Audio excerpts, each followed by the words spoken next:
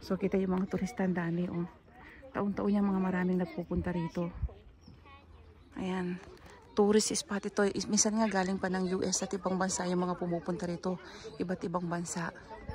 So isa ito sa pinagkakakitaan ng Alberta. Yung mga tourist visitor nila. Kasi pag maraming turista, kumikita yung mga hotel. Yung mga restaurant. Tapos kumikita rin sila sa mga parking lot. Maraming mga taga-Alberta ang kumikita yung mga small businesses nila, kagaya ng mga, yan, may mga nagtitinda ng ice cream, mga snack. Tama, mga store na nagbibenta ng mga snacks. At yung parkingan nila may fee dito, so pinagkakakitaan din yan. At alam niyo ba na pag ikaw ay gumawa ng pelikula dito, kailangan pa po ng permit. Siguro magbabayad ka, ganyan. Kaya kailangan mo ng permit. Hindi ho basta pwede mag-shooting ng film dito. Kailangan ko ng shooting permit ng mga gumagawa ng mga pelikula. Ayan. Imagine mo, pag nilapastangan mo to, hindi mo siya nirespeto, nangolekta ka ng mga bato, pinala mo, or meron ka sinira, ikaw ay mapa-fine ng hanggang 50,000 Canadian dollar. 2 milyong piso rin ho sa pera natin yun. Tapos, pwede ka pang mabilanggo ng 1 taon bilang penalty sa yung paglapastangan sa natural resources ng Alberta, ng park na to. Ayan. Kita niyo yung mga turista, ang dami, no? Ayan. So wala siyang entrance fee, maliban lang sa parkingan, magbabayad ka ng parking lot. Pero pag ikaw ay nagpark dito ng before 9 AM ng umaga, libre po yung parkingan hanggang 9 AM ng umaga. Kita niyo mga nagbibisit dito. Minsan marami dito mga nagbibisit, mga locals din, yung mga taga-Canada rin. Pero marami rin yung mga iba-ibang turistang nagpupunta rito na galing na iba-ibang bansa.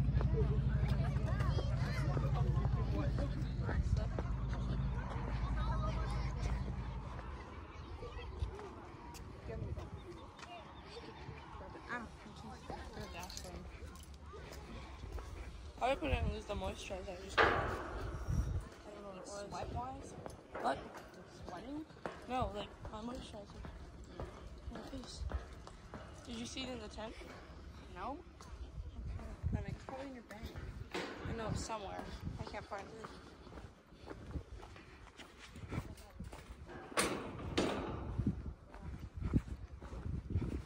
Ayun yung mag-ama ko, layo nang nararating nila, nandun na naman sila. Na-enjoy nila ng husto. Sabi ko mag-enjoy kami dito, medyo magtatagal tayo, sabi ko.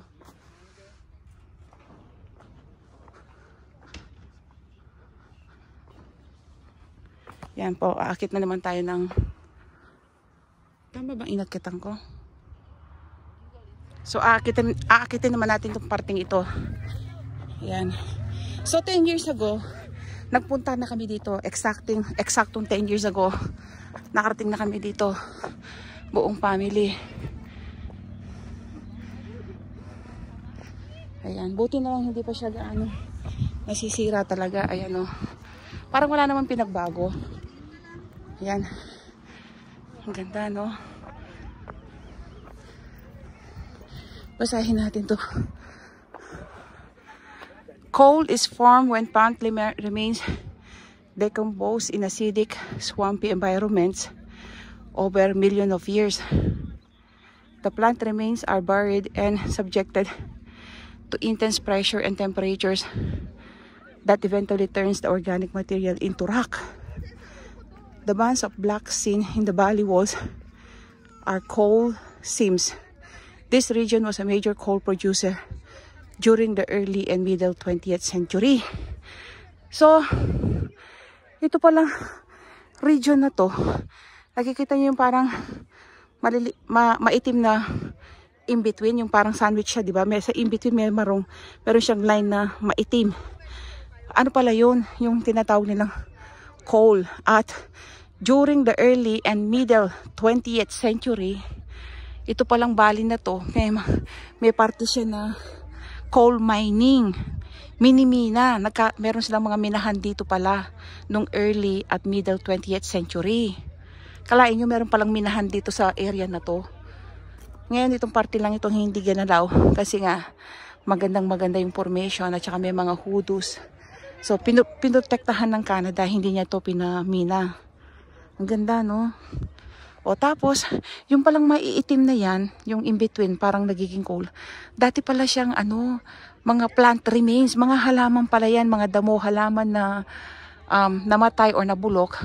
Tapos, dahil nga parang dati swampy, di ba pag sinasabi natin swampy yung matubig, medyo matubig, palaging basa yung area. So yung mga halaman doon, parang nag-decompose at due to parang acidic yung tubig at swampy nga, basa-basa yung lupa, yung mga halaman na nabulok, after over billion of years daw, yung mga halaman na yun ay nabaon sa lupa at nagkaroon daw ng intense pressure at saka temperature na eventually naging organic material at naging bato at coal. So pwede palang maging bato yung halaman na nabulok nung million years of ago. Ayan, may natutunan na naman tayo. Ayan, so ganda, no? Saan kayo mag-ama ko? Ayan. Pwede kayong umapak dito, siguro pwede. Ayan. Ayan, to.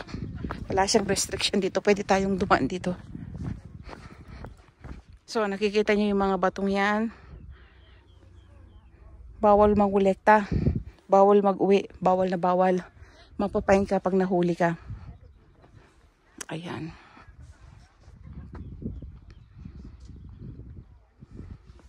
So, meron siyang ilang parte na hindi restricted area na pwedeng pasukin ng mga tao at akyatin. Ayun. Ganda, no? Ayan, pwedeng pasukin at akyatin. Para siyang no? Yung parang, ito yung lupa nung 10 million years ago. Yung pangalawang patong na kulay, parang black na line, nag-formation yon after 5 million years ago, ganyan. Parang pabata ng pabata yung lupa hanggang sa taas yun. Di ba parang ordinaryong lupa lang yung taas. Tapos tignan mo, in between parang may mga rock formation, kung ano-ano pang mga land formation, in between na parang may historical event siya. So each line ng kulay niya, di ba iba-ibang kulay ba? Pero siyang parang certain period na, bawa 1,000 years ago, nag-form yun. Tapos pagkaraan ng ilang taong libo, yung sa may bandang lalim naman yung nag-form, tapos napatungan ng bagong lupa, then after 1,000 years, bagong lupa na naman, after 500 years, bagong lupa na naman. Parang ganun ang tingin ko dito sa mga na to, itong badlands na to, itong mga hudus na to, ganyan. Kita nyo ang ganda, no? So ayun yung aking mag-ama.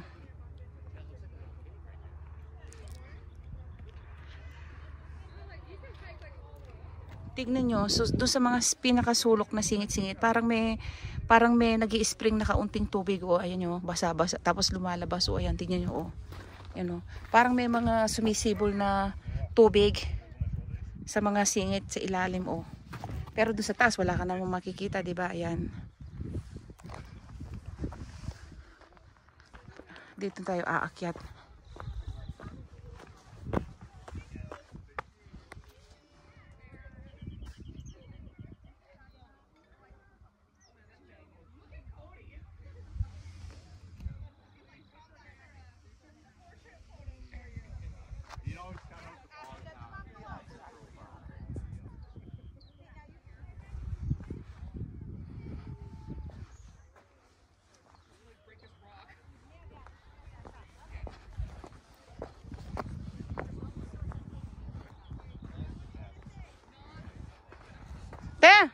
Ayun yung kapatid ko. Saan mo gusto magpa-picture? Pipicturean ko daw siya. Para makita ka ni nanay. Ayan. So ito yung panganay naming kapatid. Ayan.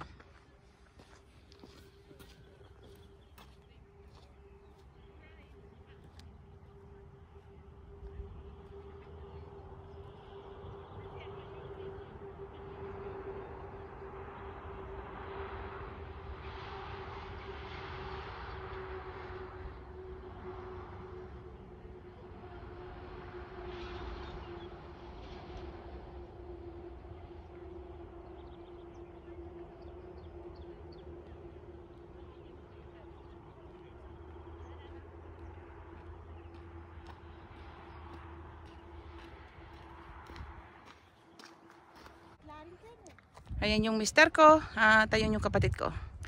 They enjoy the view.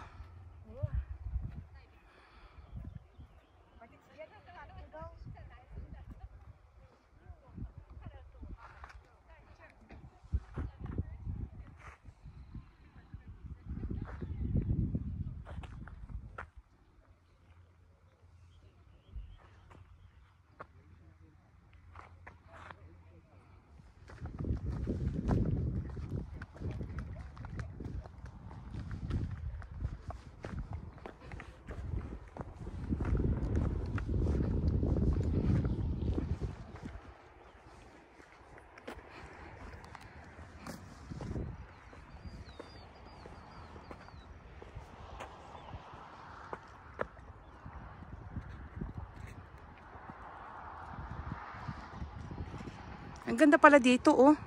Meron pa palang magandang spot dito, oh.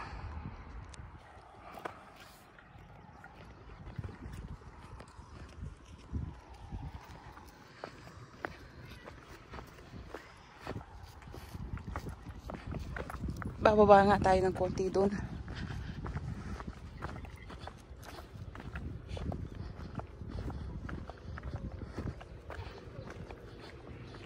Ayun, bababa dito.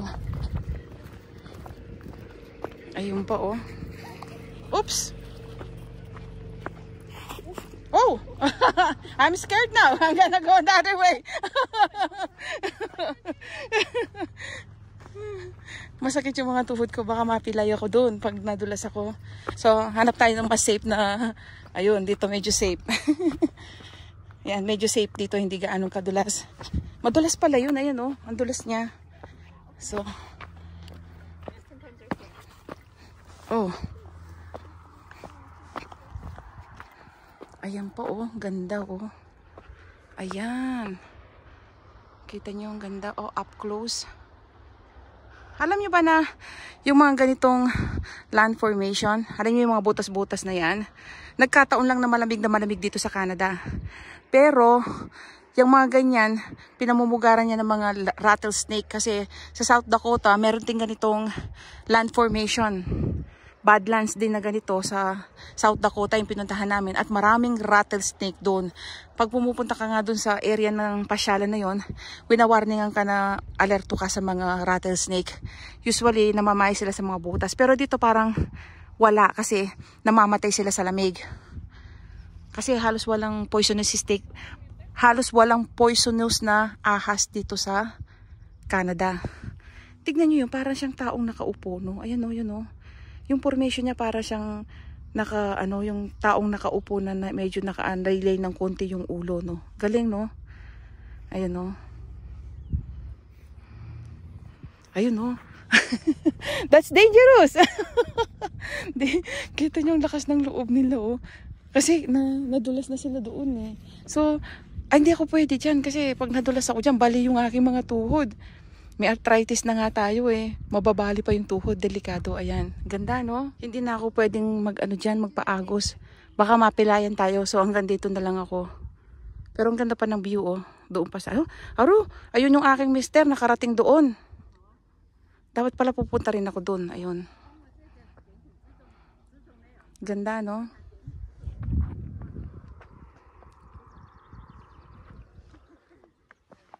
Yan, akit na uli tayo. So, pupunta ako doon. Tsaka doon sa isa pa.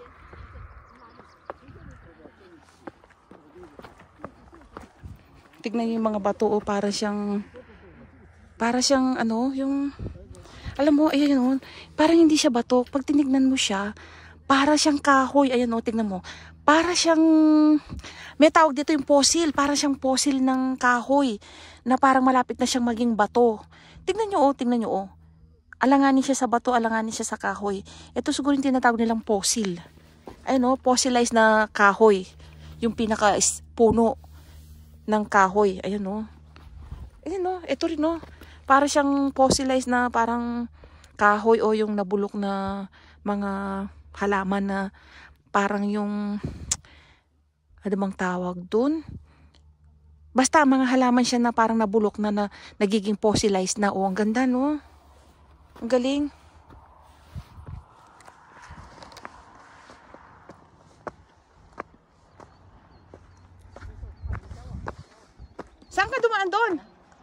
Sa baba! Delikado dun. Ayokong dumaan dun. Baka mapilayan tayo.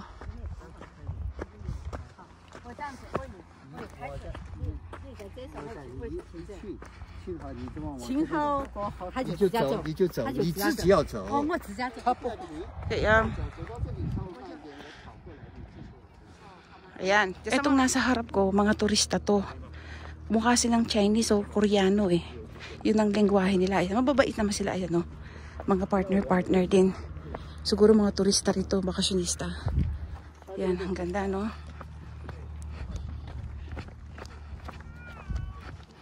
Umaakit pa yung iba, oh.